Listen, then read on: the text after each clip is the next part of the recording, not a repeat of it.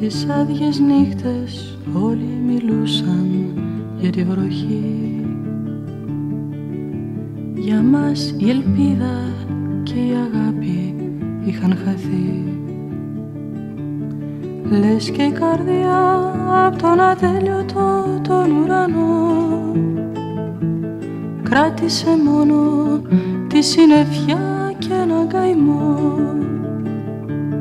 Λες και η καρδιά απ' τον ατέλειωτο τον ουρανό κράτησε μόνο τη συννεφιά και έναν καημό.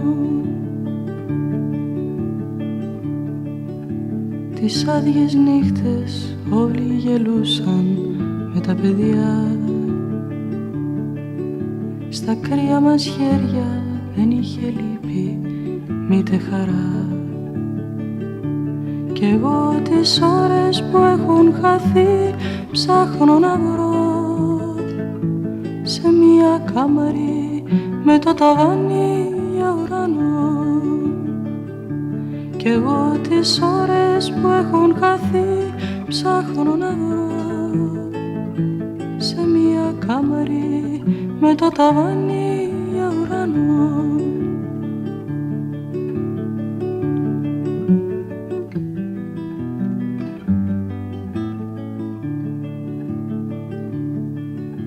Τις άδειες νύχτες βλέπαμε στο όνειρο μια ακρογιαλιά. Τον ήλιο ελεύθερο, τα μάτια όμορφα και λαμπερά. Τώρα τον ήλιο μας όλα τα σύννεφα τον κυνηγούν. Τώρα τα μάτια μας βλέπουν τη θάλασσα και δεν μιλούν. Τώρα τον ήλιο μας όλα τα σύννεφα τον κυνηγούν. Τώρα τα μάτια μας βλέπουν τη θάλασσα και δεν μιλούν. Τις άδειες νύχτες ονειρευόμαστε μια ακρογιαλιά. Τον ήλιο ελεύθερο, τα μάτια όμορφα και λαμπερά.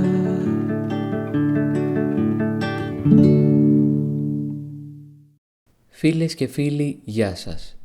Είναι η εκπομπή περί μουσικής. Στην επιμέλεια και την παρουσίαση ο Αναστάσης Τρίτας.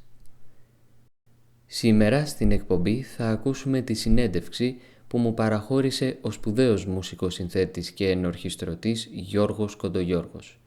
Ένας καλλιτέχνης με μεγάλο και σπουδαίο έργο. Λόγω χρόνου θα περιοριστώ σε μια συνοπτική παρουσίαση του έργου του. Ο Γιώργος Κοντογιώργος γεννήθηκε στη Λαμία. Η ενασχόλησή του με τη μουσική ξεκίνησε σε ηλικία 10 ετών όταν άρχισε μαθήματα ακορντεόν με δάσκαλο τον Κώστα Ταμάμη και κατώτερα θεωρητικά με τον Φάκη Γκόλφη. Οι σπουδές συνεχίστηκαν αργότερα στα ανώτερα θεωρητικά με τον Αλέξανδρο Ενιάν και στο πιάνο με τη Γαλάτια Ψαθέρη.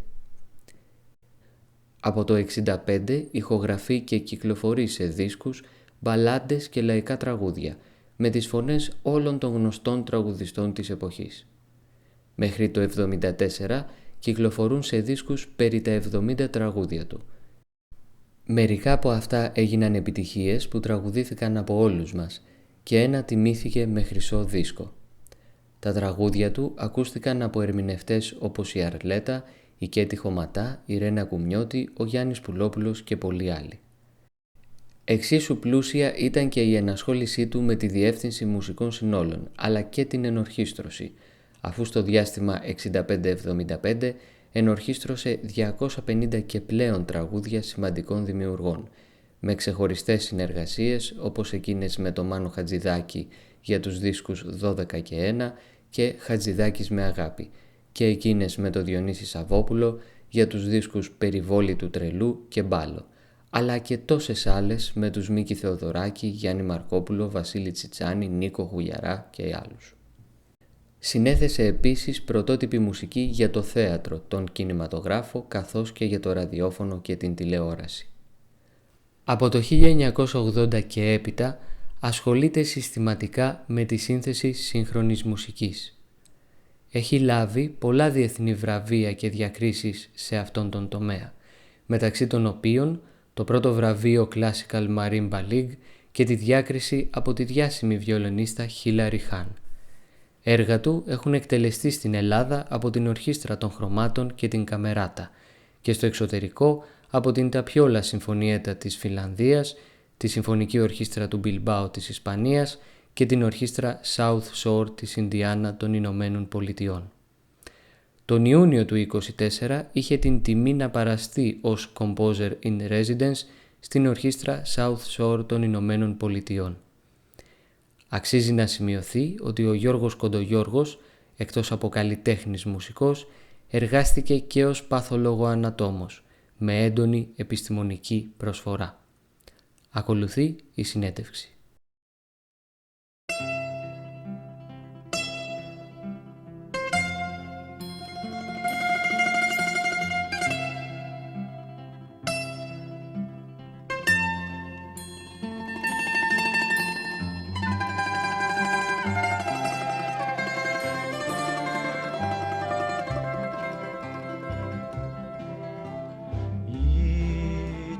Κάποτε ένας ήλιος σε μια θάλασσα πλατιά και μια αγάπη όλη δικιά μου στον καημό ήταν μπροστά. Ποιος θα μου δώσει τα σβησμένα αστέρια, ποιος θα μου φέρει τα άσπρα πουλιά, τα δάχτυλά μου σαν δυο περιστέρια θα σου στολίσουν τα χρυσά μαλλιά.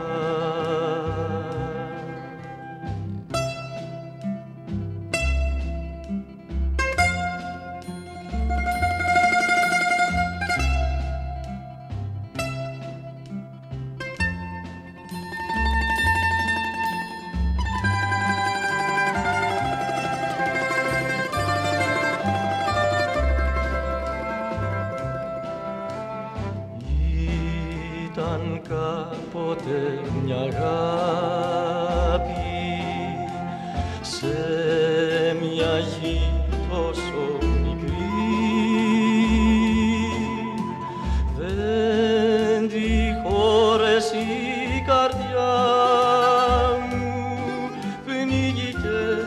πνίγηκε μες στο κρασί. Ποιος θα μου δώσει τα σβησμένα αστέρια, ποιος θα μου φέρει τα άσπρα πουλιά, τα δάχτυλά μου σαν δυο περιστέρια θα σου στολίσουν τα χρυσά μαλλιά.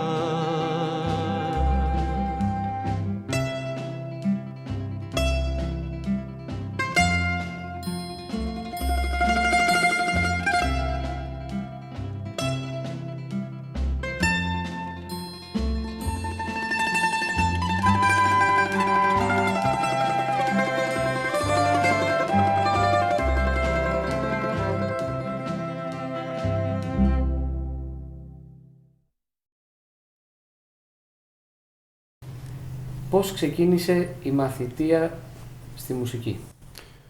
Γεννήθηκα και μεγάλωσα στη Λαμία. Η οικογένεια της μητέρας μου ήταν ευκατάστατη με μουσική παιδεία, όπως συνηθίζανε εκείνη την εποχή. Δηλαδή, συνήθως τα κορίτσια μελατάνε γαλλικά και πιάνο και τα αγόρια βιολί, άλλα όργανα.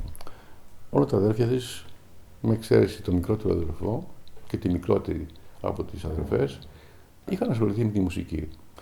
Βέβαια, υπήρχε ένα πιάνο στο σπίτι που ήταν πάρα πολύ σπουδαίο και μαζευόταν πολλές φορές οι συγγενείς, οι ξαδέρφες μου και παίζανε διάφορα κομμάτια στο πιάνο. Το ρεπερτόριό τους ήταν ελαφρά τραγούδια, οπερέτες και βέβαια είχαν τις παρτιτούρες οι οποίες αγοράζαν για πιάνο. Έτσι λοιπόν ήταν η πρώτη μου μοίηση στη μουσική από αυτούς τους ήχους. Δεν υπήρχε ραδιόφωνο, δεν υπήρχαν τηλεόραση, τίποτα.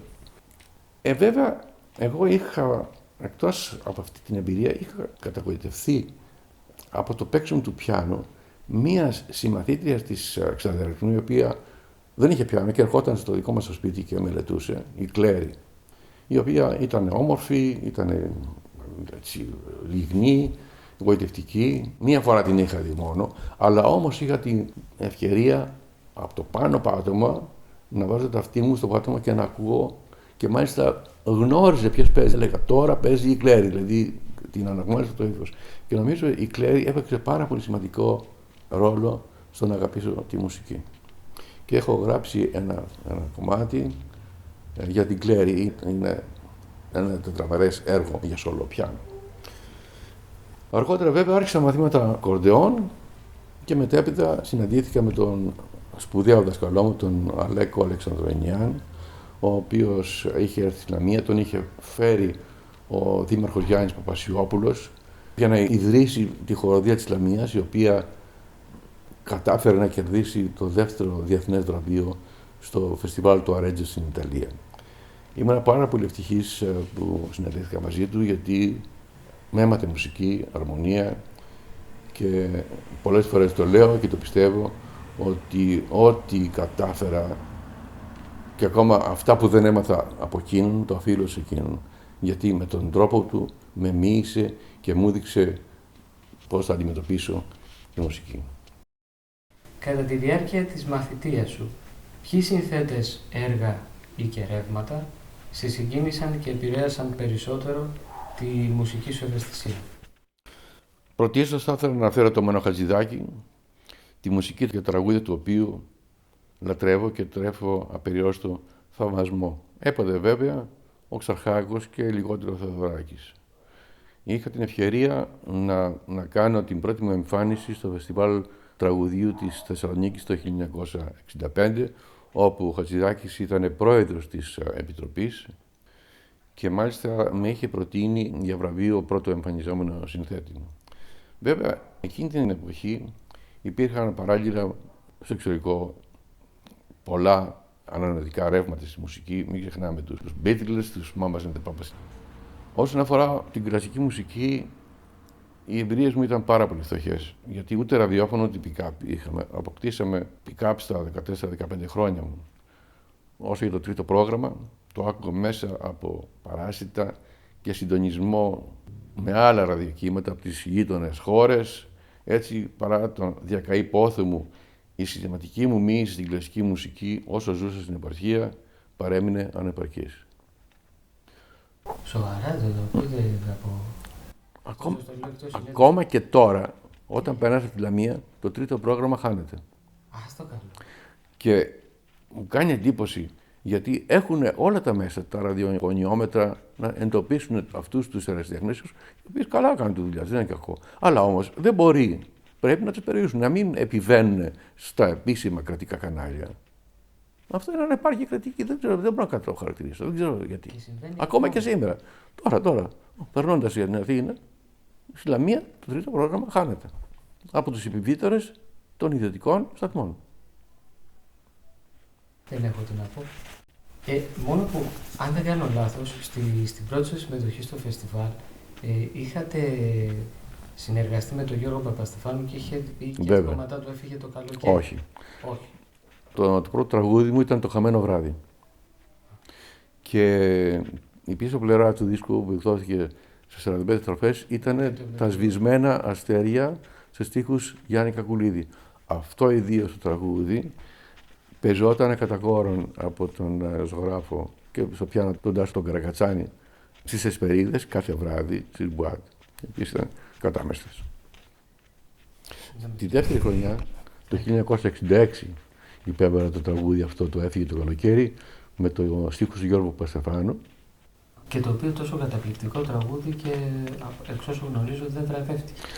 Δεν έχει σημασία. Δεν έχει σημασία. Δεν έχει σημασία το. Η συμμετοχή έχει σημασία και σου δίνεται ευκαιρία και όχι μόνο να επικοινωνείς με το κοινό, αλλά μετά και δισκογραφικά προωθεί τη δουλειά Εξάλλου σου. την εποχή του την άφησε. Βέβαια. Ναι. Χωματέ, επειδή προφανώς θα τη ζήσατε περισσότερο από αυτά τα είχατε Ναι, διασκεδάσει ναι. κιόλας. Πώς ήταν σαν άτομο? Πολύ καλή κοπέλα. Πολύ καλή κοπέλα. Πάρα πολύ καλή κοπέλα. Ήτανε τόσο γλυκιά όσο η φωνή της προδίδει. Ναι. Προσίγωρη, χαμογελαστή, πάρα πολύ καλή κοπέλα. Ναι.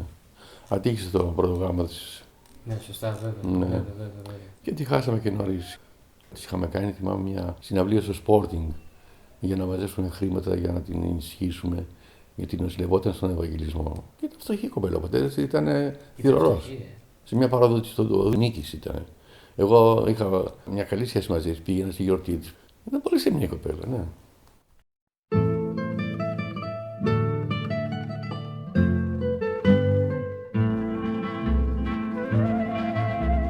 Το καλοκαίρι φύσηξα γέρι και φάνηκες εσύ. Στα δάχτυλά μας ο έρωτας μας άσπρο μικρό πουλί. Γέρναν τα στάχια, σκύβαν τα βράχια, δίπλα τους να διαβείς. Στα βήματα σου τρέχαν κοντά σου άστρα της χαράδης. Πήραμε μαζί το δρόμο στην ακρογιαλιά. Έφυγε το καλοκαίρι, πήγες μακριά. Πήραμε μαζί το δρόμο στην ακρογιαλιά. Έφυγε το καλοκαίρι, πήγες μακριά.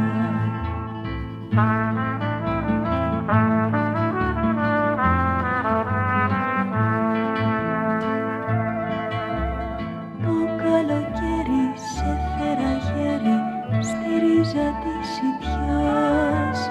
Μες στο λιοπύρι είχαμε γύρι στα δίχτυα της φωτιάς. Γέρναν τα στάχια, σκύβαν τα βράχια, δίπλα τους να διαβείς. Στα βήματα σου τρέχαν κοντά σου άστρα της χαράδης. Πήραμε μαζί το δρόμο στην ακρογιαλιά. Έφυγε το καλοκαίρι, πήγες μακριά. Πήραμε μαζί το δρόμο στην ακρογιαλιά. Έφυγε το καλοκαίρι, πήγες μακριά.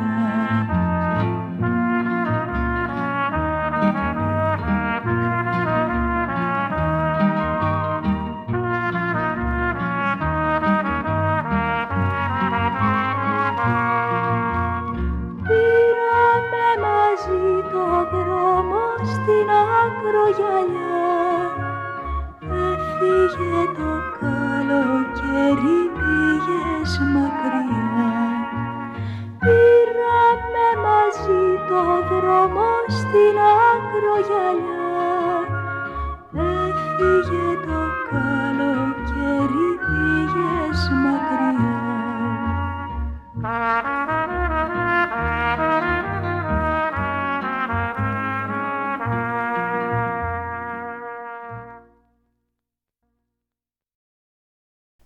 Έχεις συνθέσει κάποια από τα ωραιότερα τραγούδια της εποχής του νέου κύματος και έχεις ενορχιστρώσει αρκετά άλλων συνθετών, όπως είπαμε και πριν.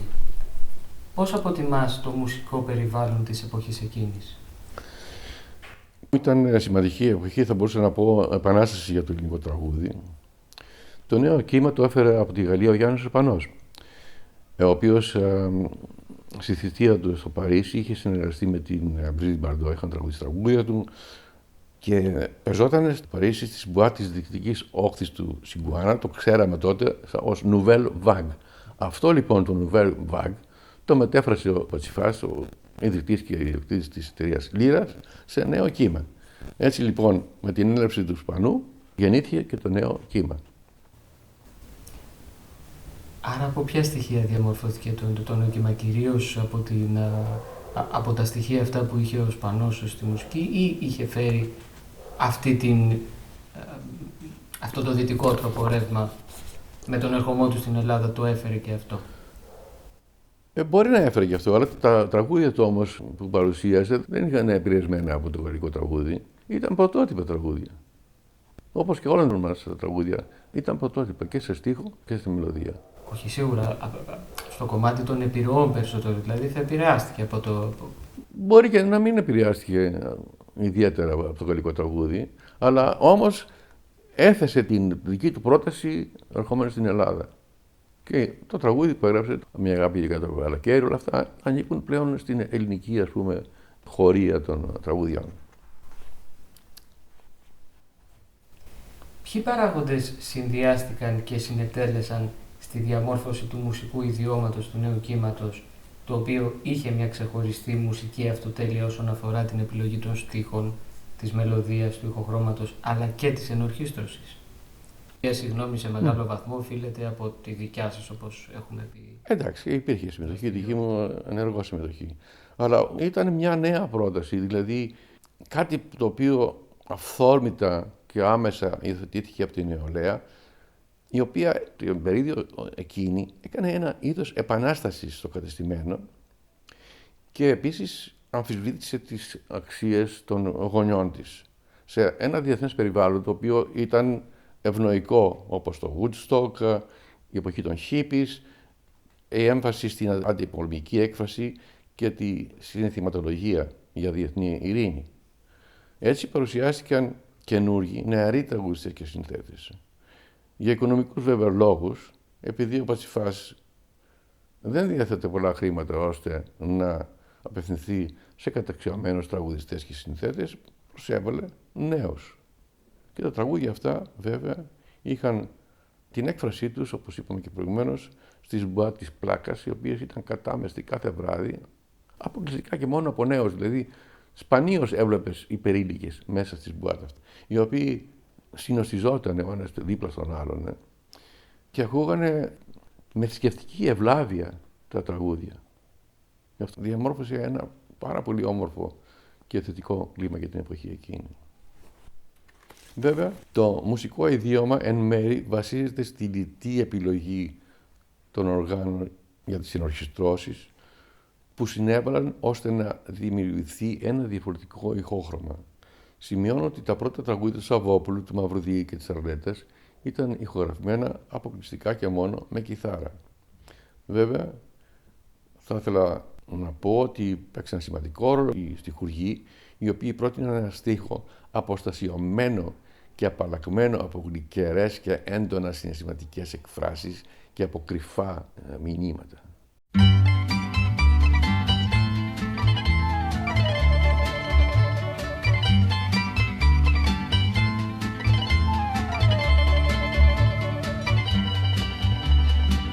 Στην αμμούδια την ώρα την κρυφή που το άστρο με τον άνεμο σαλπάρει, στην ξαστεριά χαράζω μια γραφή να τη διαβάζεις νύχτα με φεγγάρι. Στην αμμούδια φωνή καμιά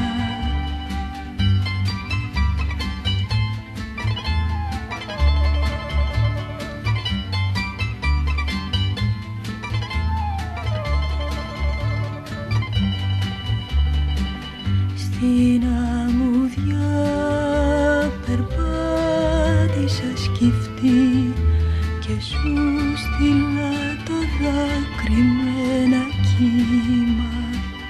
Η ερημιά κι η θάλασσα βουβή σημάδευαν της λύπης μου το βήμα.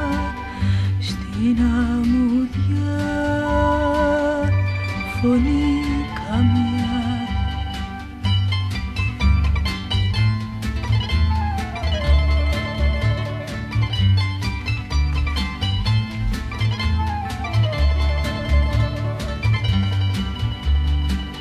στην αμμούδια γυρίζω μοναχή τη γοργόνα στην αμμουδιά με βρήκαν την αυγή τα δυο πουλιά που σεριανίζαν μόνα στην αμμουδιά φωνή καμιά.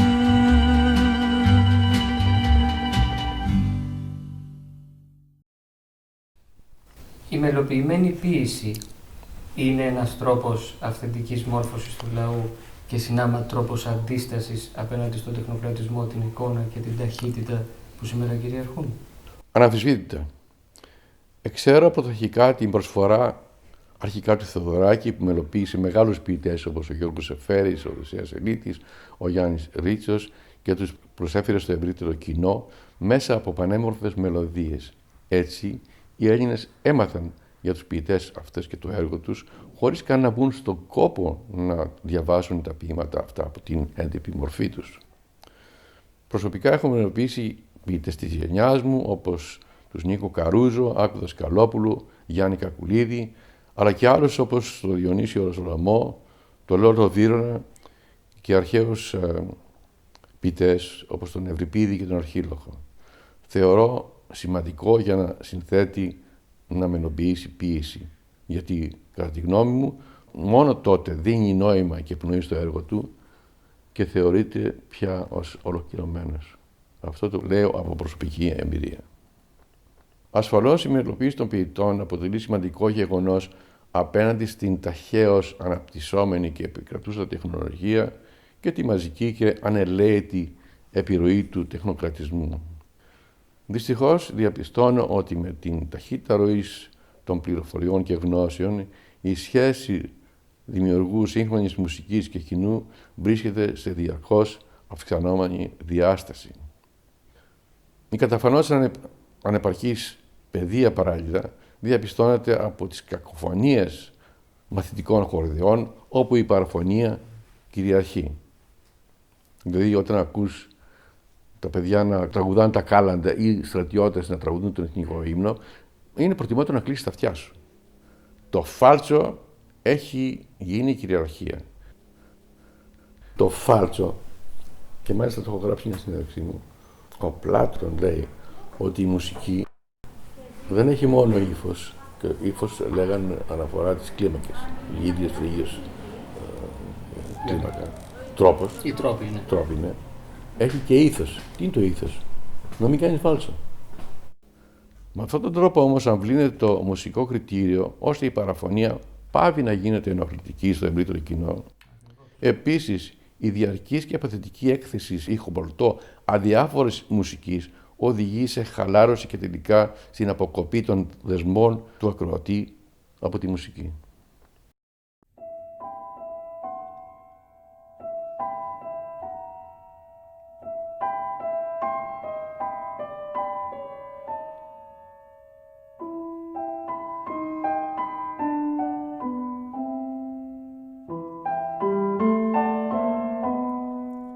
Έρχεται αύρα από μακριά, ακούω την ήχο της.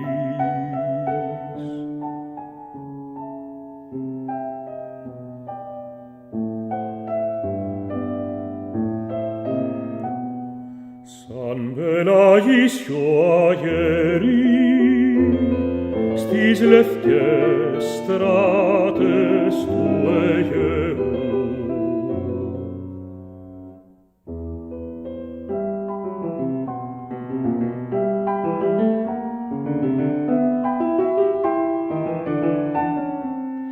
Είναι η πνοή σου και το διάχυτο είναι σου που ακολουθεί.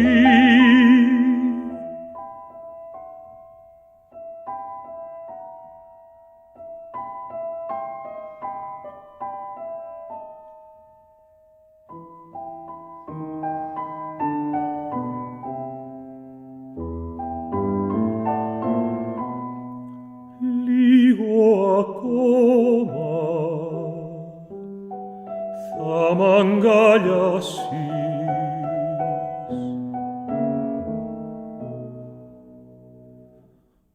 Όμως μαλακά και ψιθύριστα θέλω,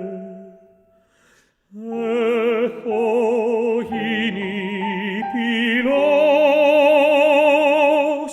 ξέρει λάσπη και μπορεί να σπάσω,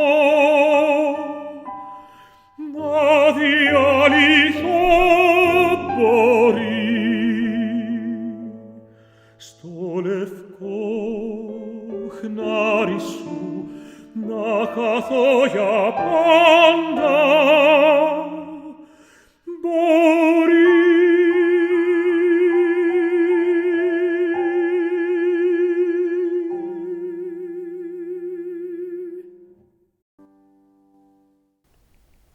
Ποιος θεωρείς ότι είναι ο σκοπός σε κάθε σύνθεσή σου? Τι επιθυμείς δηλαδή κάθε φορά να αποκομίσει ο ακροατής? Το ερώτημα γιατί γράφω μουσική παραμένει αναπάντητο.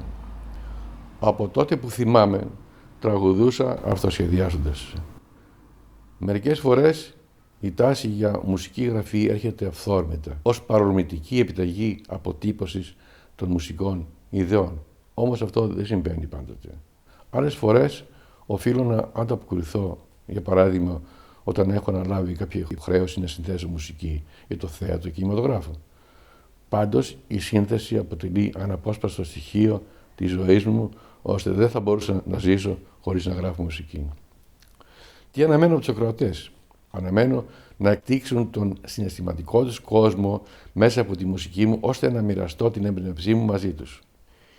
Η μουσική επενεργεί έτσι ώστε να βοηθήσει τον ακροατή να δραπετεύσει από την καθημερινότητα και να μεταπηδήσει, έστω και για λίγο, σε ένα ιδεατό κόσμο που φαίνεται προσωρινά αληθινός. Αυτό επιτυχάνεται μόνο όταν η μουσική μπορεί να προσφέρει συγκίνηση και ομορφιά.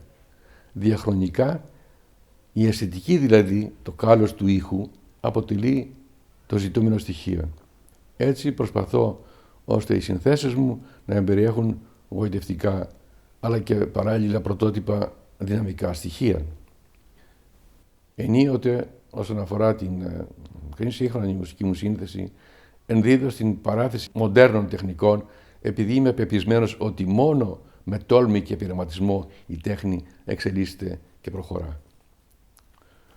Η συναισθηματική αντίδραση του ακροατή σε αισθητικά ερεθίσματα αποτελεί διαδικασία που περνάει μέσα από έναν νευρικό πυρήνα του εγκεφάλου που ονομάζεται αμυγδαλή και ο οποίος ευθύνεται για την ονομαζόμενη συναισθηματική νοημοσύνη.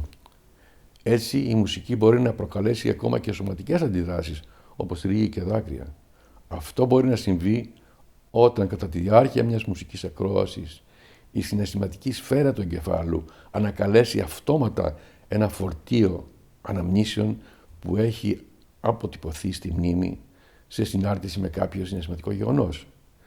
Ζητώ λοιπόν από τους ακροατές να αισθάνονται μέσα από τη μουσική μου έτσι ώστε να μοιράζομαι την έμπνευσή μου μαζί τους. Αν σου ζητούσε κανείς να δώσεις μια ταυτότητα στην εργογραφία σου, η οποία βέβαια όπως είπαμε χωρίζεται σε δύο σκέλη, αυτό του τραγουδοποιού και αυτό του συνθέτη σύγχρονης μουσικής, τι θα απαντούσες? Αν εξαιρέσω τα τραγούδια με τα οποία ήταν νεανικά και αυθόρμητα και απευθυνόταν σε ένα νεανικό κοινό, είχαν πάντα να δώσουν κάτι καινούριο, αλλά όμως είχα υποστεί κριτική από τον Σαββόπουλο κάποια στιγμή, ο οποίος έλεγε ότι εσείς οι νέοι είστε συντηρητικοί.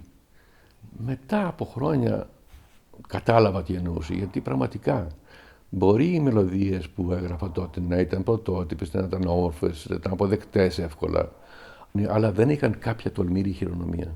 Κάτι που να σπάει τον πάγο, κάτι να συμβαίνει εξαιρετικό, όπως έκανε κατά καιρούς ο Διονύσης. Αυτό το στοιχείο της τόλμης δεν το είχαμε. Ήμασταν συγκρατημένοι. Πιστεύετε, άμα το δείτε σήμερα από μια απόσταση, πιστεύετε ότι έπρεπε οπωσδήποτε, ας πούμε, να υπάρξει κάτι, να έχει η μουσική σας κάτι ρίξει και έλευτο? Θέλω να πω, δεν μπορεί να γραφτεί μουσική η οποία θα ταυτιστεί με τον ακροατή, θα αφήσει την εποχή της, θα είναι αξιόλογη, αλλά δεν θα είναι ρηξικέλευθη με βάση την εποχή της. Ναι, αυτό έγινε με μένα, αλλά δεν είχα ποτέ την τόλμη να παρουσιάσω κάτι το οποίο ήταν αντισυμβατικό. Ο Διονύσης το έκανε. Και αυτή είναι η διαφορά. Και είχε δίκιο. Εκ των υστέρων κατάλαβα. Όσον αφορά τη σύγχρονη μουσική, αν και η κατάδειξη ενός μουσικού ύφους αποτελεί έργο των μουσικολόγων, ως αθεράπευτα ρομαντικός θα μπορούσα να την κατατάξω ως νεοκλασική ή μεταμοντέρνα. Ο ρομαντισμός βέβαια είναι συνυφασμένος με τον ψυχισμό και την συγκινησιακή σφαίρα του ανθρώπου που συνδέεται με το όραμα του για ένα καλύτερο μέλλον. Και έτσι δεν το μετανιώνω ποτέ όταν θεωρώ τον εαυτό μου ότι έχει επηρεαστεί ουσιαστικά από ρομαντικά ρεύματα.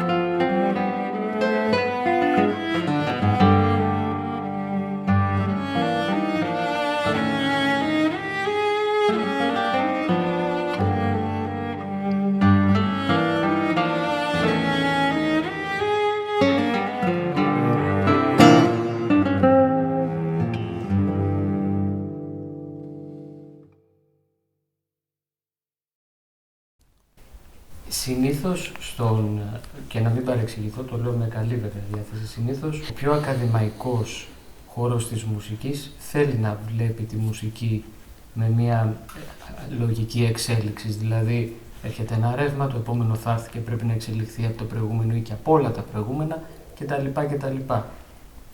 Δεν νιώθεις ότι μέσα σε αυτό, ας πούμε, έχει, τουλάχιστον στον 20ο αιώνα, ίσως σε κάποιο σημείο, χάθηκε μέσα στην επιθυμία για κάτι ρηξικέλευτο κάθε φορά η επαφή με τον ακροατή? Με την έννοια, θέλω δηλαδή πάλι να επανέλθω δηλαδή σε αυτό που σε ερώτησα και να σου πω ότι είναι κακό, ας πούμε, υπ' αυτή την έννοια να γράφετε μια μουσική η οποία δεν είναι πρωτότυπη, αλλά εκφράζει απολύτως το δημιουργό, καλή ώρα εσένα, την πίεση στην ψυχή του κτλ. Και βέβαια βρίσκει και ακροατές. Μα αυτό είναι το ζητούμενο. Το αισθητικό αποτέλεσμα είναι πάρα πολύ σημαντικό και κατά καιρούς και διαρκώς παίζει σημαντικό ρόλο.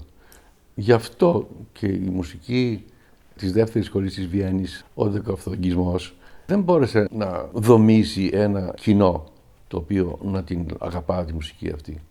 Αν και βέβαια για πολλά χρόνια, ιδιαίτερα στην Ευρώπη, οι φοιτητές μαθαίναν κυρίως αυτό το σύστημα και είχαν εγκαταλείψει την παραδοσιακή μουσική. Και σήμερα ακόμη σε μεγάλο βαθμό. Ναι. Εγώ όμως δεν είμαι τελείως αντίθετος με όλα τα ρεύματα του μοντερνισμού, όπως η σειραϊκή μουσική, η μινιμαλιστική μουσική, ακόμα και η αλεατορική μουσική, η οποία βασίζεται στο τυχαίο. Όλα αυτά αποτέλεσαν ένα πυρήνα δυναμικό, ο οποίος έσπασε το αυγό και μπόρεσε να παρουσιάσει κάτι διαφορετικό. Τώρα πια αυτά έχουν μείνει σαν μορφές είδους μουσικής. Εγώ προσωπικά κατά διαστήματα τα χρησιμοποιώ, τα αξιοποιώ αυτά τα στοιχεία, αλλά όχι όμως σε υπερβολικό βαθμό. Και νομίζω ότι μετά από όλα αυτά τα ρεύματα της σύγχρονης μουσικής, ηλεκτρονικής μουσικής, concrete music, σειραϊκή, οτιδήποτε, δώσαν απελευθέρωση στο συνθέτη να μπορέσει να εκφραστεί ευρύτερα. Έτσι, δεν είμαι κατά, αλλά βλέπω ότι εκείνο που αναζητάει ένας συνθέτης είναι να μπορέσει να έχει μια άμεση επαφή με το κοινό και το αισθητικό κριτήριο παραμένει απαράμιλο ζητούμενο. Πώς το κρίνεις που καμιά φορά η μουσική και στον ακαδημαϊκό κλάδο τώρα βέβαια και στη ζωή μας, η μουσική και η μουσική με ήτα και η μουσική με μικρογιώτα χωρίζεται σε παλιά μουσική, η μπανάλ μουσική ας πούμε, που είναι ο πιο υποτιμητικός όρος, και σύγχρονη. Αυτά κάνουν καλό στα ρεύματα που διαμορφώνονται μέσα στις εποχές. Και κάνουν καλό συγγνώμη μετά και στον ακροατή και στον οργανοπαίχτη που θα έρθει σε επαφή με αυτά. Προσωπικά, όπως είπα και προηγουμένως, θεωρώ ότι η κατατάξη της μουσικής αφορά μόνο τους μουσικολόγους, δεν με αφορά άμεσα εμένα. Εγώ αποδέχομαι οποιαδήποτε καλή μουσική. Ή είναι παραδοσιακή, ή είναι λαϊκή, ή είναι ρεμπέτικη, ή είναι σύγχρονη, κλασική, οτιδήποτε. Δεν απορρίπτω τίποτα. Δεδομένου ότι αρκετές από τις συνθέσεις σου προορίζονται για την κλασική κιθάρα με πρώτη την Ελεγία 1980, που εξ όσων έχω διαβάσει αποτέλεσε και μια σημαντική στροφή στην πορεία σου, θα ήθελα να μου πεις τι σε έκανε να την επιλέξεις και ποια αξιοσημείωτα στοιχεία ξεχωρίζει σε αυτή. Η ενασχόλησή μου με την κιθάρα ξεκινά από την ηλικία των 18 χρόνων μου. Έτσι προσπάθησα να τη διερευνήσω διεξοδικά, γεγονός που με βοήθησε σημαντικά στη σύνθεση των τραγουδιών και στις ενορχιστρώσεις μου.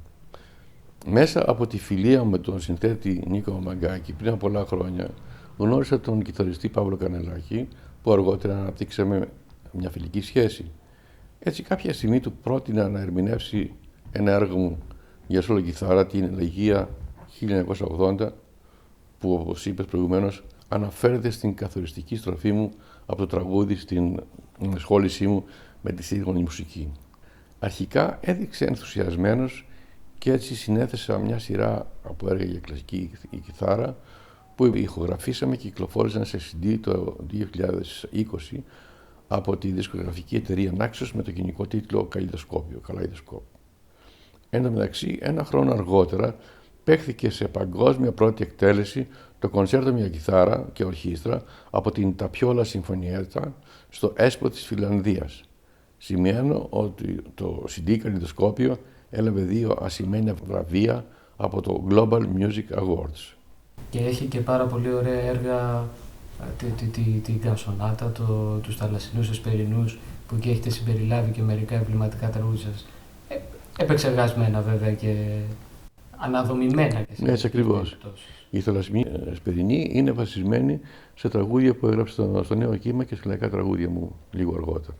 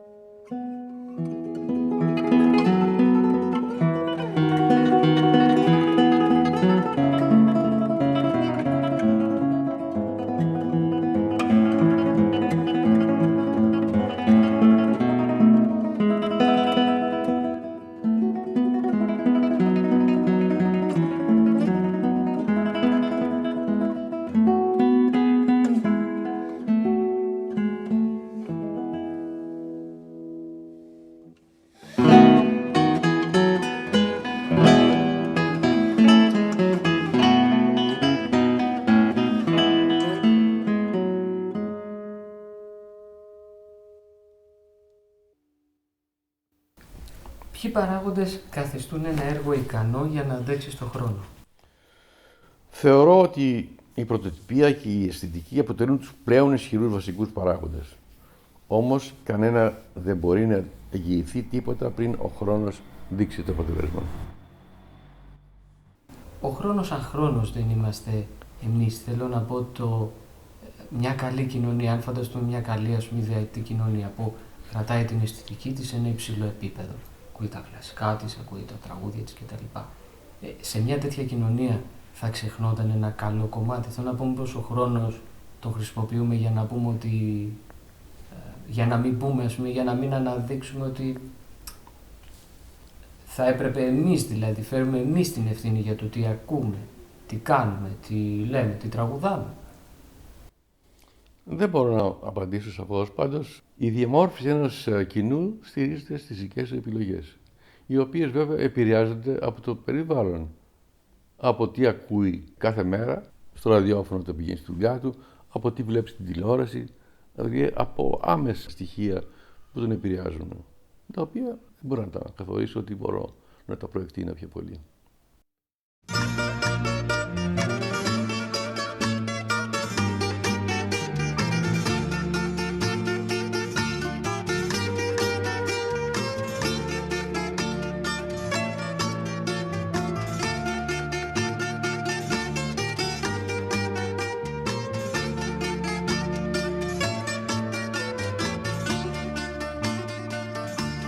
Γύφτησα μέρα στο παλιό μουραγιό, βλέπω τη θάλασσα χωρίς κουραγιό. Βλέπω τα βράχια και έχω μια λύπη, την Κυριακή αυτή κάτι μου λείπει. Βλέπω τα βράχια και έχω μια λύπη, την Κυριακή αυτή κάτι μου λείπει. Άσπρα ποτσάλα στον ήλιο και στη θάλασσα, την καρδιά μου Κυριακάτικα τη χάλασα. Άσπρα ποτσάλα στον ήλιο και στη θάλασσα, την καρδιά μου Κυριακάτικα τη χάλασα.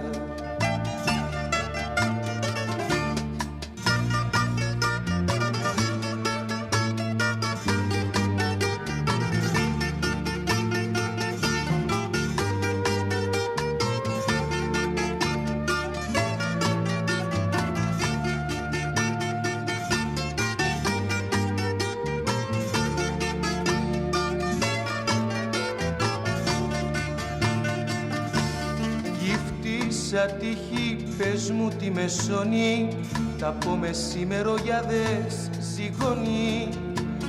Γύφτησα μέρα στο γύμνο κορμί σου, στην αμμούδια να κυλήσω μαζί σου. Γύφτησα μέρα στο γύμνο κορμί σου, στην αμμούδια να κυλήσω μαζί σου. Άσπρα ποτσάλα στον ήλιο και στη θάλασσα, την καρδιά μου Κυριακάτικα τη χάλασα. Άσπρα ποτσάλα στον ήλιο και στη θάλασσα, την καρδιά μου Κυριακάτικα τη χάλασα.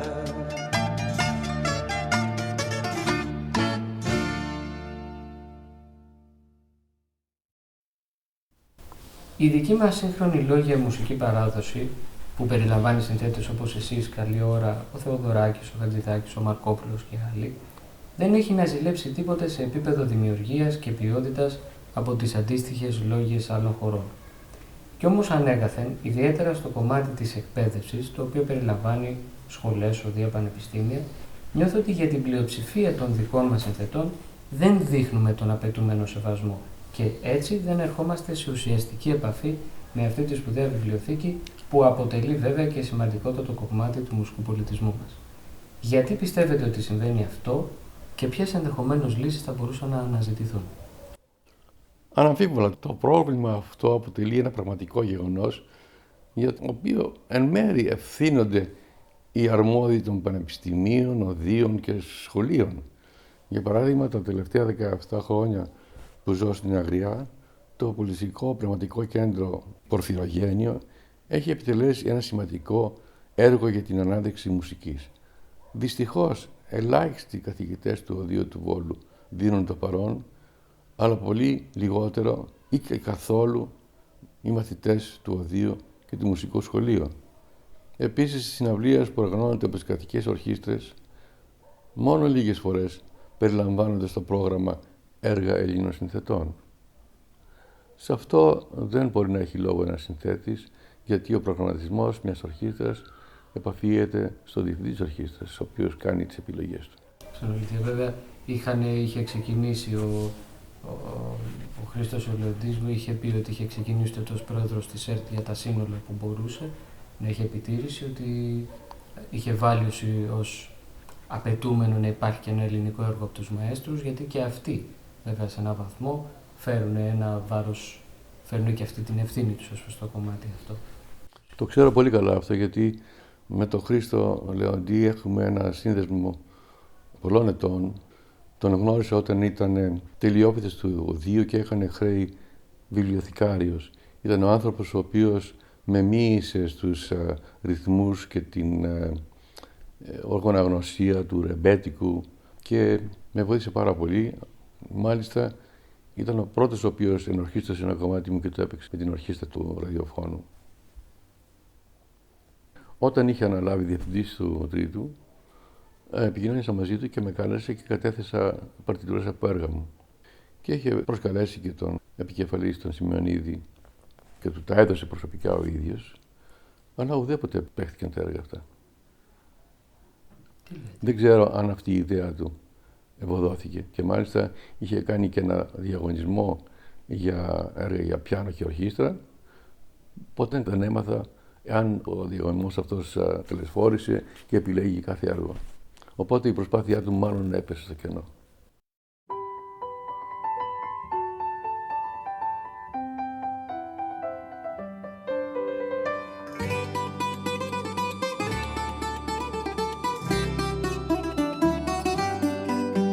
Κι έτσι που βγαίνει το φεγγαράκι, βάρκες γεμίζει ο Σαρονικός. Πάμε μια βόλτα στο Φαλιράκι και έπειτα πλάκα βοτανικός. Τα μάτια σου, Κατερίνιο, με πάνε ταξιδάκι και μου θυμίζουνε παλιό του Μάνου Χατζηδάκη.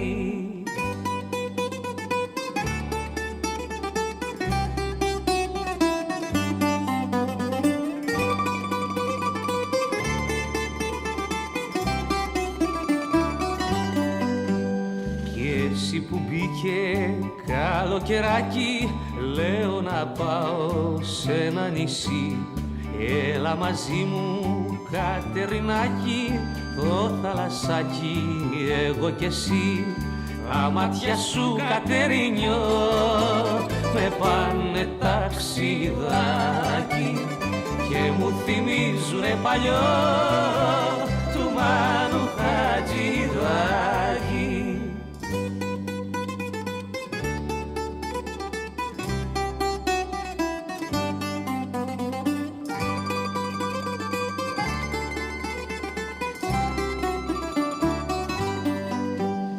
Τα μάτια σου, Κατερίνιο, με πάνε ταξιδάκι και μου θυμίζουνε παλιό του Μάνου Χατζηδάκη.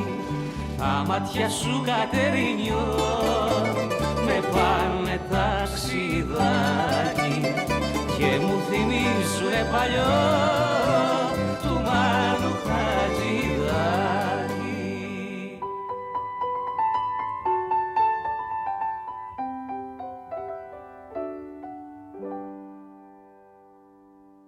Πώς βλέπεις τη σημερινή μουσική πραγματικότητα και πώς θα την σύγκρινες λιγότερο ή περισσότερο με την προδικτατορική περίοδο και τα πρώτα χρόνια της μεταπολίτευσης?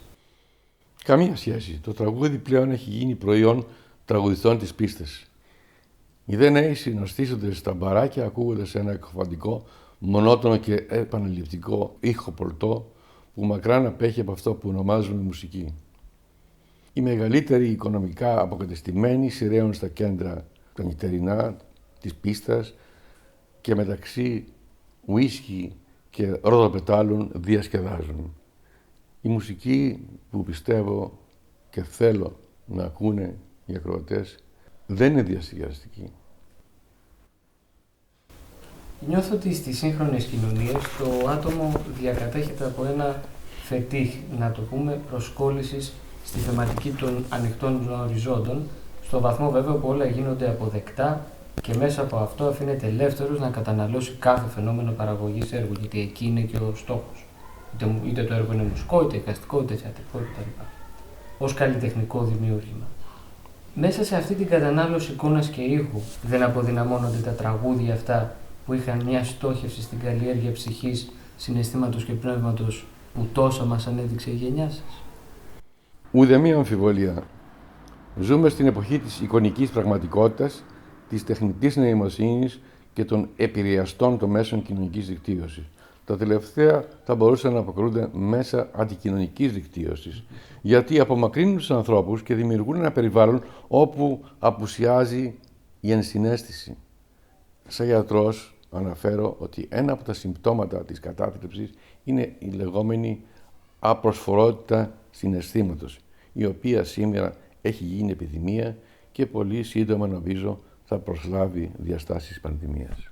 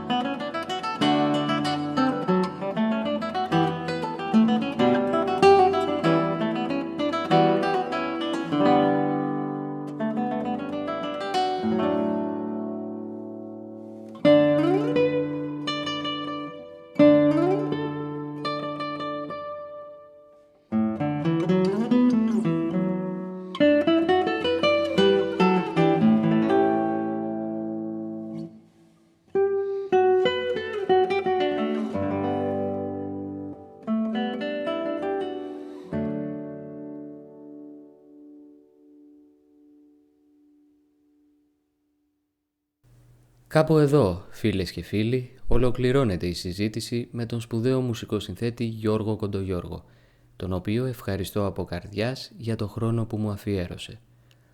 Από τον Αναστάση Τρίτα που επιμελήθηκε και παρουσίασε την εκπομπή, σας χαιρετώ, να είστε καλά.